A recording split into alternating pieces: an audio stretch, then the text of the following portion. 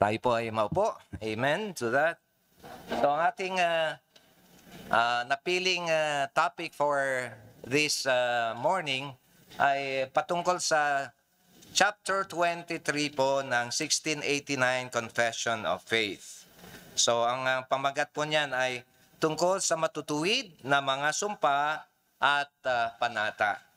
Marahil ay kaya ang pagtutuunan natin ng pansin ngayon ay ang word na sumpa at panata. Hindi po natin ibig sabihin yung sumpa yung cursing. Yun po ay hindi po yun ang ibig sabihin nun. Hindi cursing po yun. Kundi it is a sworn panunumpa. It's a sworn statement. Ito po ay isang sinumpang pahayag. Ito ay sinumpang pahayag na inilalaan sa isang higher authority, and that is our God. Ito ay sworn statement before men with God as our witness as defined by Pastor Noel Espinosa. Okay, now, so, and meron tayong word din na nabanggit doon na ang panata. Ang word na panata ay medyo, to our hearing could not be, ay marahil ay medyo in a way somewhat derogatory dahil it comes along with the other religion. Kaya yung word na panata, that's why let us make it clear na yung panata na sinasabi natin doon, it's an oath. Ito po or it's a vow. It's a vow po siya. So a vow is a statement, pledge before God. Okay, it's not the panata that the other religion is doing. Though there's a panata also wherein we really have to do it for our living God. May panata din po tayo.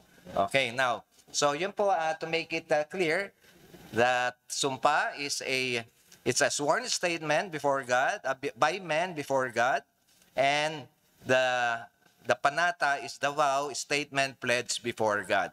So that would be clear. Okay, now, ngayon, ang tanong ngayon ay, anong ibig sabihin, kanino natin, ang panunumpa ba ay katanggap-tanggap sa ating Panginoong Diyos? Yan ang sasagutin po sa atin ng ating first stanza ng ating confession of faith. At malinaw po ang malinaw po ang sinabi ng confession of our faith. Okay, so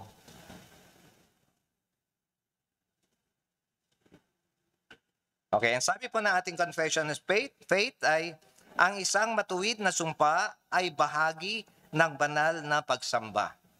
Kaya dahil ito isang bahagi ng banal na pagsamba, ay ito ay isang katanggap-tanggap sa ating Panginoong Diyos dahil siya ay it's a form of religious or it's a form of our worship. Ito ay nilalaan natin sa Panginoong Diyos. Sa maraming panahon, ang mga mananampalataya ng Panginoon ay gumawa sila ng mga sumpa sa Panginoon. At ito po ay naging katanggap-tanggap.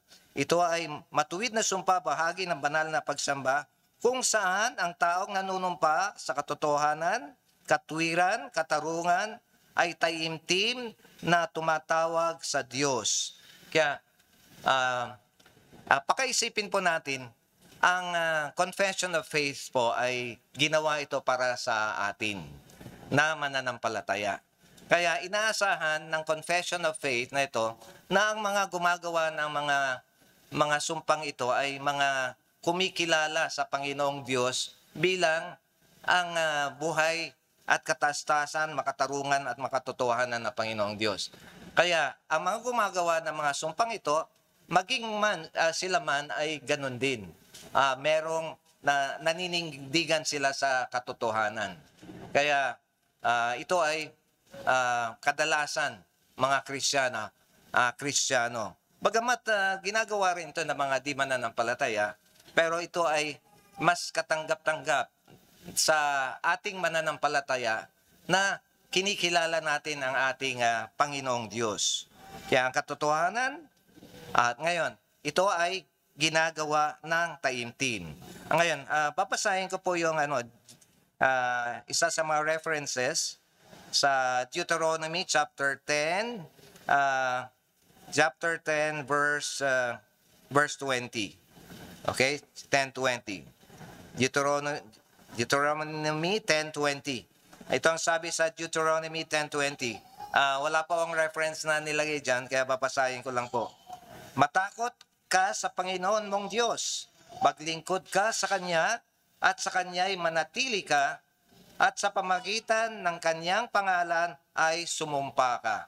Kaya ito ay katanggap-tanggap sa Diyos at ginagawa sa Panginoong Diyos ang mga sumpa na ito.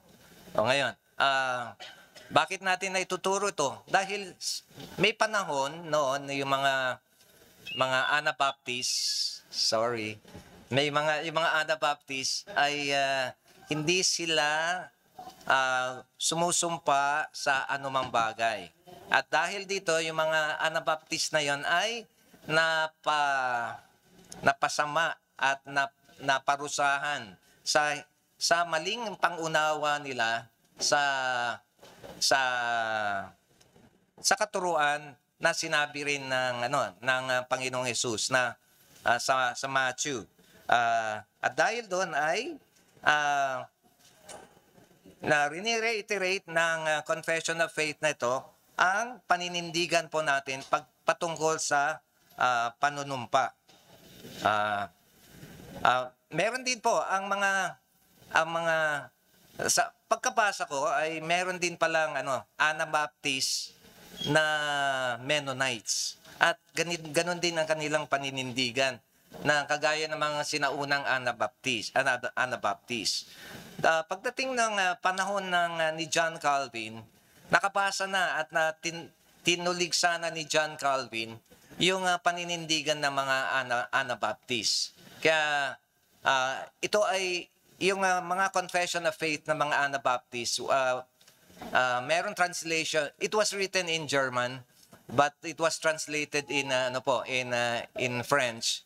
So nabasa ito ni John Calvin at sinabi ni John Calvin kung ano yung paninindigan niya pagdating sa panunumpa. Pagamat lost in transit na yung translation in French, but still sa ating panahon we are adhering to our confession, not similar to that of the Anabaptists. Hindi po siya kapareho na. But there were times wherein this part was not included in other confessions. But in here we have included it. Okay, so yan. Ano pang masasabi ng confession? Let's read Exodus 20 verse 7. Ano po nababanggit yan? So let me Exodus 20 verse 7. So yeah, this is good with this electronic Bible. Medyo mabilis ng bahagya ang paglilipat. 20 verse 7. Okay, so ang sabi dyan, huwag mong babanggitin ang pangalan ng Panginoon mong Diyos sa walang kapuluhan sapagkat hindi papawalang sala ng Panginoon ang sinumang gumamit ng kanyang pangalan sa walang kabuluhan. Okay, ngayon. Siguro many of you have experienced being, of course, every one of us have experienced being a child or at one time. Nakaranas po tayo. Maybe for those who are, according to my age, natatandaan nyo siguro yung paano gumagawa ng pangako at promise ang mga bata nun. Natatandaan nyo, pagka kayo ay lumaki sa kanto, pag gusto mong magbigay ng pangako sa iyong kaibigan at talagang pangako, ewan kung nagawa nyo to noon, duduraan ng kamay, tapos magsisaykan. Ayan. Yan yung mga batang lalo na yung mga batang kalsada, batang kalye, yun ang ginagawa. Pero kung hindi naman ikaw ay nasa kanto, kalsada, di yung ginagawa naman natin ay kadalasan ay sige, pinky promise na lang. Okay, natatandaan yon. Mga meron pa yung pinky promise kung natatandaan niyo yon. At maliban sa pinky promise, pag sinasabi pa ng mga bata, sigurado ka, totoo ba yung sinasabi mong yan? Tapos sasabihin nila, Pexman. Tapos sasabihin niya, cross my heart, and swear to die. Ayan, kung natatandaan niyo yung mga ganon. Kung saan ba natin nakuha yung saan po kaya natin nakuha yung, ang bata pa natin, pero saan natin nakuha yung pagtingin sa panunumpa at pagsasabi ng katotohanan na ganon. Wala naman nagturo sa atin, pero meron tayong ganong pagtingin sa sumpa. Kaya, bagamat yun mga sumpa na yon ay hindi lawful na sumpa na yon, sa mga level lang po ng mga kabataan ginagawa nila yon. Okay? So, but then according to the first paragraph, ang ating sumpa ang panunumpa ito ay tinatawag na isang religious worship before God. So, something that is acceptable, something that is truthful. Anong ibig sabihin ng implication nun? Since it's a acceptable religious worship. Ang ibig sabihin po nun, implication nun, ikaw ay maging totoo sa bawat sandali. There's a sense, there's a call for us for truthfulness in our words, and truthfulness and holiness when it comes to our dealings with our fellow Christians and fellow men. Kaya nandun siya. Nandun yung implication para sa atin. Naka-implied siya na ganun. Bilang mga Kristiyano, mananampalataya.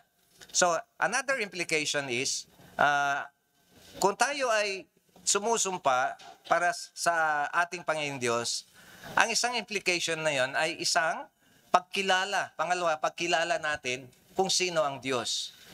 Na kinikilala natin siya bilang ang ating Diyos na isang matuwid na naghahanap din ng katuwiran sa atin. Kaya ibig sabihin, kung ikaw ay nagsumusumpa, dapat i-acknowledge mo na ang Diyos ay Diyos at ikaw ay tinatanggap mo yung katuwiran at katarungan at katotohanan na nararapat ang iyong paggawa ng pagsumpa ay isang bagay na taimtim. Hindi dapat pawardi-wardi na sabihin. Okay. Okay, ngayon, ang one story I have personally ay hindi ako alam ko niyo lahat na hindi ako naman talaga education graduate. Hindi ako education graduate. So, looking back at what Brother Manny had taught us about yung career path, wala po ako dun sa career path na tinuro ni Brother Manny dahil ang career path ko ay hindi bumatay dun sa kagustuhan ko. Dahil yung kagustuhan ko ay dapat mapunta ako sa medical school. Yun ang kagustuhan ko. Kaya lang, habang ako'y nag-aaral, kasi meron din akong, bagamat hindi ako education, meron akong ilang units ng education. Katapos nun ay nainganyo ako sa mga teachers ko. Lalo na yung male teacher ko. Nagtataka ako bakit pag nagsasalita siya, na-encourage ako dun sa mga tinuturo niya. Bagamat unbeliever naman siya, pero naiengganyo ako. So, unknowingly, I made a prayer and I made a promise. I made a prayer, I made a promise before God that if I would not go to public medical school, magtuturo na lang ako. Pero like Jonah, kinalimutan ko yung yung promise na yon. Kinalimutan ko siya. Pagka-graduate ko, hindi ako pumunta sa teaching agad. Nalimutan ko siya talaga. Then, napunta ako sa sales, napunta ako sa sa representation ng mga drugs, medical representative. Then at one time, siyempre dahil medical rep, kung saan-saan kayo nagpupunta, saan kayo kumakain, saan-saan kayo na, na, na, na, na napapainom or what. Pero Christian na ako noon, so hindi ako natangay nila. Hindi ako natangay nila. Pero nasa bad and evil company ako. So at one time, sumama ako sa kanila na kumain gabi na. First time ko nagda-drive, nag-side fender collision ako dun sa isang sasakyan. I was driving a Beetle.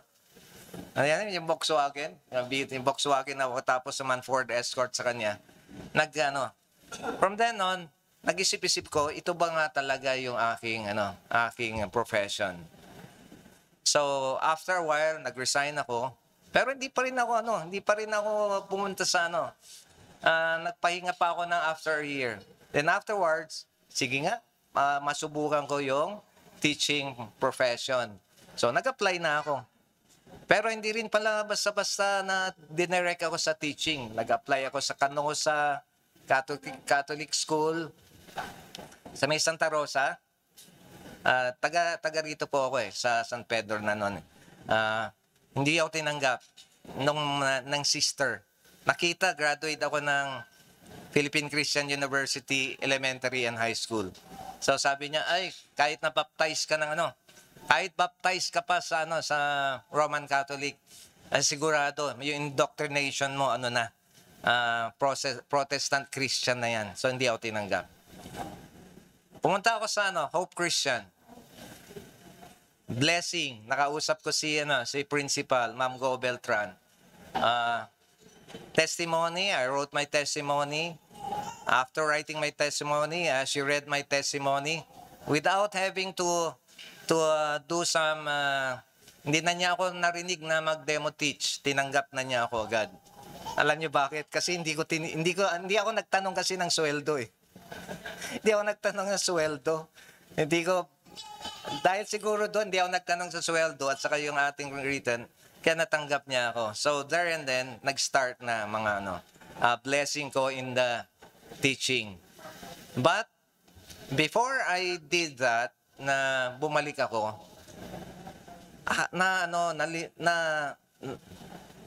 pumasok sa isipan ko at one time pala nakapag-promise ako kay Lord sa pagtuturo.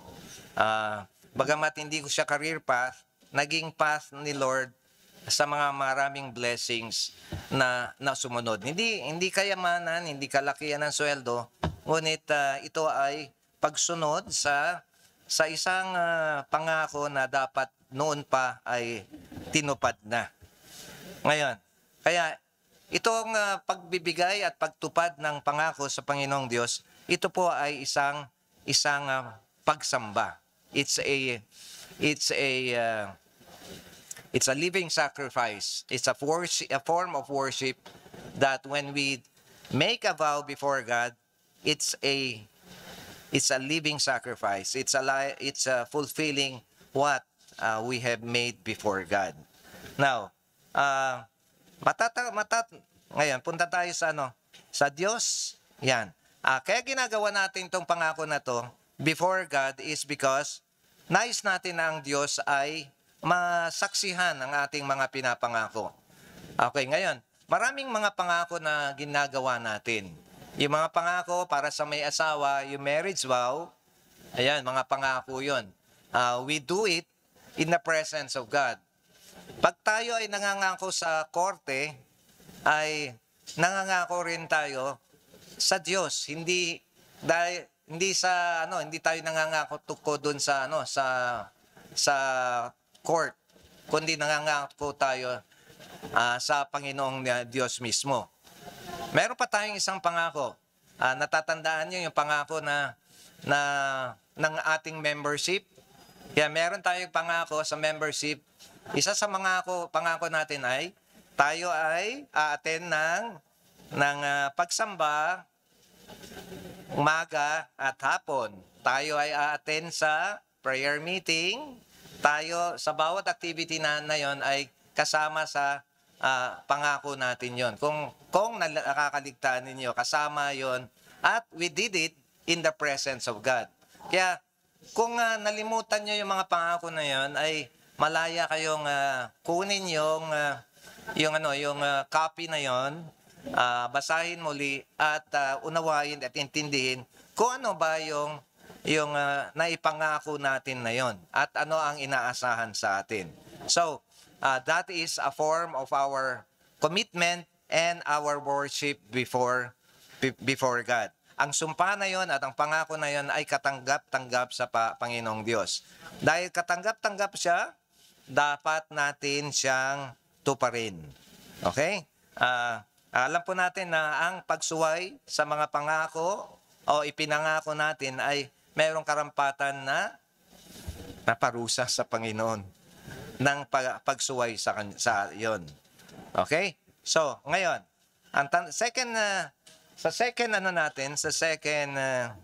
so there are many verses po.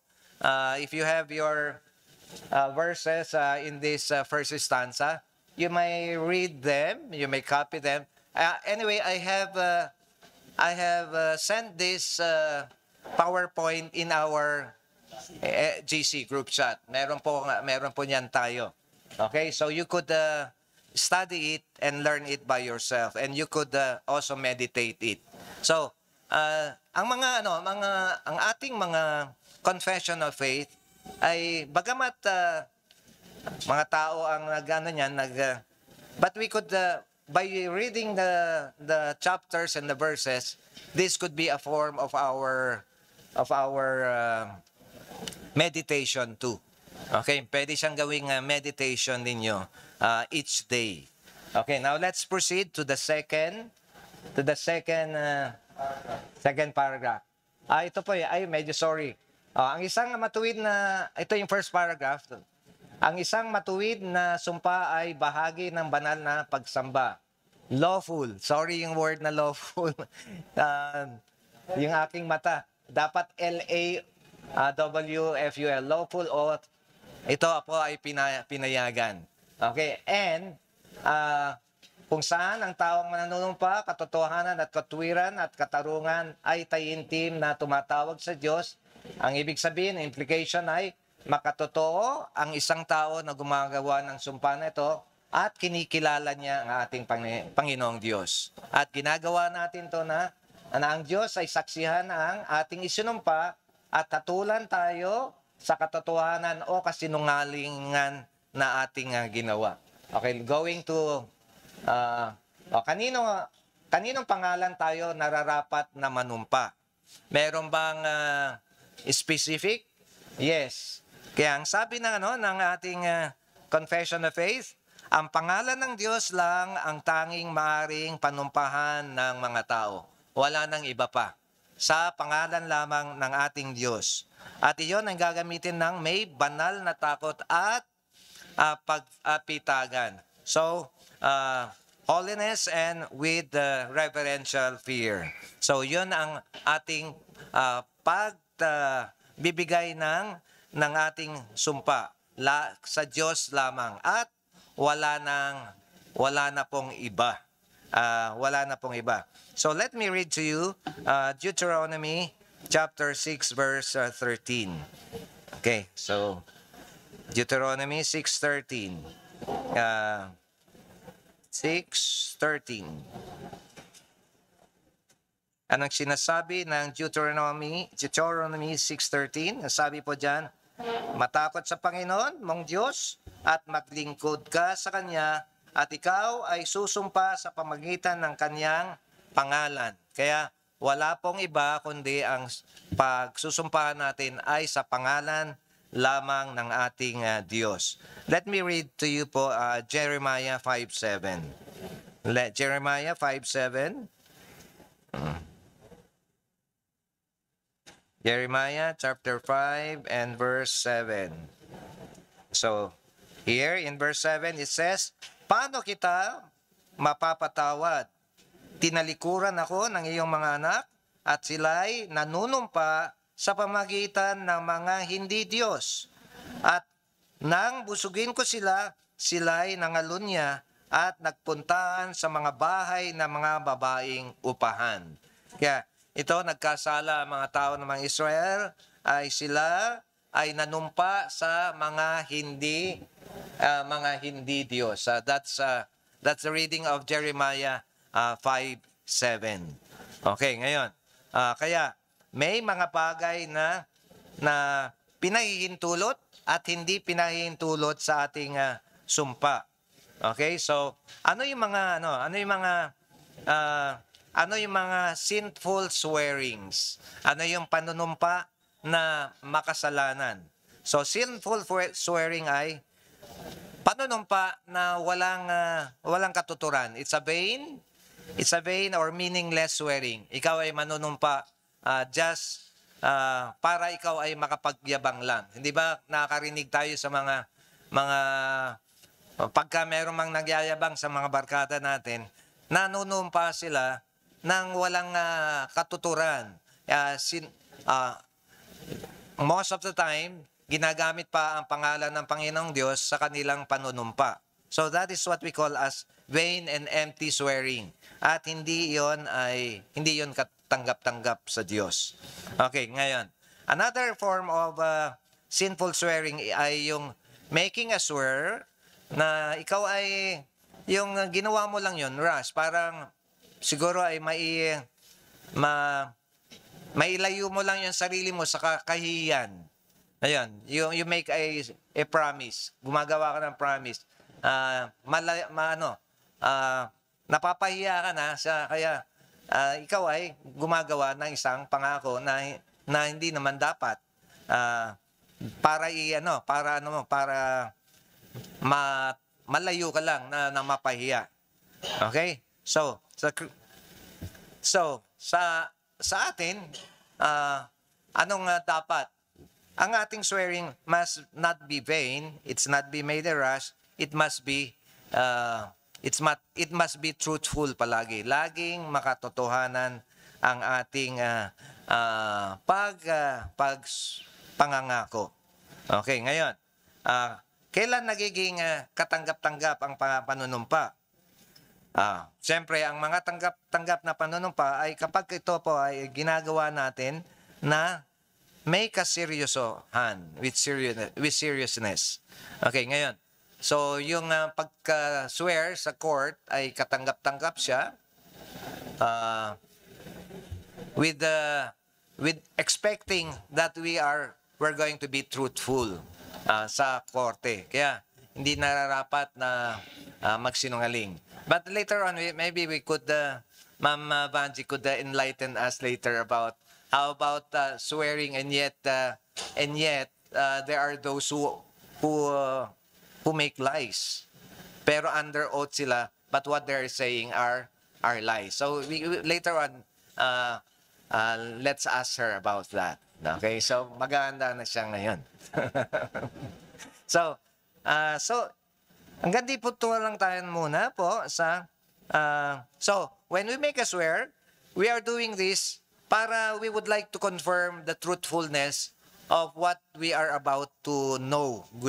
Yan, legitimate yon. Pagka we would like to, para malaman natin kung ano yung mga sanhi na mga alitan o away, gusto natin makita ang katotohanan, ginagawa ito yung mga oaths na ito mga swearing o panunumpa para malaman at matigil na yung alitan. Kaya ito ay nangyari sa ating simbahan na hindi mo na kailangan pumunta sa korte para idulog pa ito. Sa atin naman ay meron tayong mga pastor at meron naman tayong mga leaders at tayo naman ay mga truthful people na maaasahan mo na pagdating sa pagkumpuni ng mga alitan ay pwede, na hindi na kailangan umabot pa sa korte. Yun naman nasabi ng Biblia sa atin, na wag nang paubutin sa korte pa. O tayo mananampalataya at meron tayong mga disputes, we can talk it out here within our midst. At wag na nating i-drag pa yung pangalan ng Panginoon sa korte. Knowing that someday tayo ay mga judges of the laws, and meron pang sinabi, judges of demons. I don't know if you have heard that, pero nandun yun. We are judges of the laws and the demons someday. Kaya, ayun. So for now, hanggang dito muna tayo sa chapter 1 and chapter 2. Chapter 1. Verses 1 and verses 2. Medyo madali pa yung verses 1 and verses 2. So medyo pahapyaw siya na nabanggit ko. Let's go more into these details when we go to the next verses 3, 4, and 5. So, next Sunday, we will be tackling ano yung mga panunumpa na unlawful, kagaya ng pananumpa na ikaw ay hindi na mag-aasawa bilang isang pari. Okay, no, panunumpa na ikaw ay magpapakahirap magiging oath sa poverty. Ayun, sa mga ginawa. So we will be discussing that this coming Sunday. Okay. So let's now go to question and answer. But first, I would like to ask the help of Sister Banji. My question is, paano po natin i-reconcile yung panunumpa sa korte na yung mga nag-witness ay nagsisinungaling? Ayan. Diba?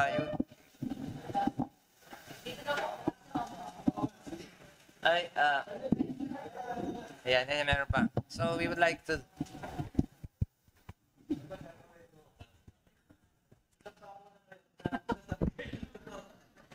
Magandang umaga po. Yung pong pagkakayo nasa court proceedings at kayo po ay nagsabi ng lahat po kasi nang humaharap sa korte, they're under oath.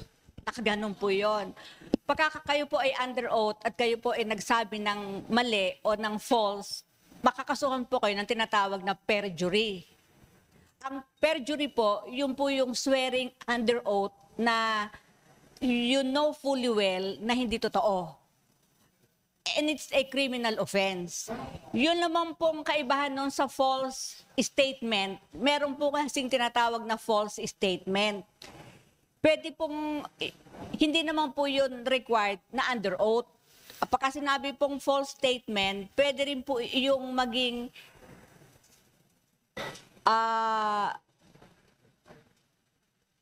tawag doon? Not necessarily, pwede rin pong criminal offense, pero ang false statement po is kahit saan. Kahit po sa pagkakaibigan, magkausap kayo, nagsinungaling ka, false statement po yon. Yung pong false witness naman, marami po kasi ang batas. Ayoko na lang pong paisa-isahin dahil salasalapid po yun eh. Ang isa lang po ang tiyak, pagka po kayo under oath, lalo na po sa husgado, hindi po kayo pwedeng magsinungaling. Dahil pag nagsinungaling po kayo, punishable by law under perjury. Thank you po. Salamat pero po. meron tatanong sa iyo, ate. Kasi ang daming mga nagsumusumpa, di ba, under oath. Pagkatapos biglang nilang binabawi yung kanilang sinumpa na ano nangyayari para bang sila pa ngayon ng bida? Dahil binawi nila yung kanilang sinumpaang ano masasabi naman ninyo doon? Yung pong mga ganon, punishable po yung perjury kung may magko-complaints. Kung meron pong magpa-file ng complaint, pwede pong litisin yon at pwede po siyang sampahan ng kaso under perjury. Sasabihin niya, yung pong kasi pinilit lang po ako kaya ako nanumpa eh. At magkakaiba po yon. Yung po kasing may tinatawag po doon under coercion. If you are, pagka po may sinabi kayo and you are under threat, under coercion or grave threat, pwede po niyong sabihin yon na kaya, pero may proof po dapat. Hindi po pwedeng sasabihin nyo lang. Oo nga. At saka lagi po, ang criminal offense, lagi po yung may complainant. Kung yung po mga politiko o yung mga nakaharap po sa mga hearing, kayang they can get away with telling lies, kasi wala pong nagrereklamo. And they can get away by retracting o yung sasabihin nila, ay, nagkamali ako. Tandaan po natin, sa Panginoon po, iba po ang batas, sa tao po, iba rin po ang batas. Kaya good pala magreklamo sa ganung pagkakataon. Okay, ay paano naman po yung coercion na ipinakasal? Pagiging valid pa ba yun? Shotgun wedding, shotgun wedding. Yun naman pong,